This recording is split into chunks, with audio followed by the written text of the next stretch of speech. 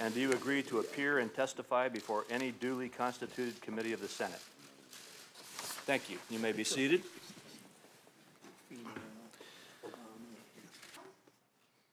No, I'm sorry, no. Thank you, Mr. Chairman. Welcome, Governor Powell. Nice to see you.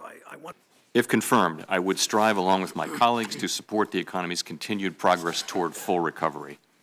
Our aim is to sustain a strong jobs market with inflation moving gradually up toward our target.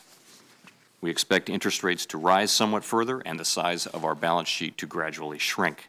However, while we endeavor to make the path of policy as predictable as possible, the future cannot be known with certainty.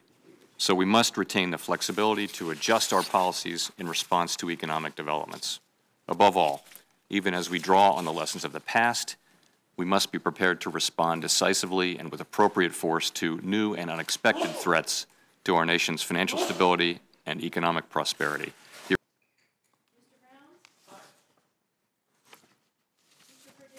Our system is without doubt far stronger and more resilient than it was a decade ago, with higher levels of capital and liquid assets, with greater awareness of the risks that banks run, and greater ability on the part of the banks to manage those risks. Very much, Mr.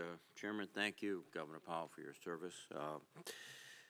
As you mentioned, we will continue to consider appropriate ways to ease regulatory burdens while preserving the core reforms of strong levels of capital and liquidity, stress testing and resolution planning, so that banks can provide the credit to families and businesses necessary to sustain a prosperous economy.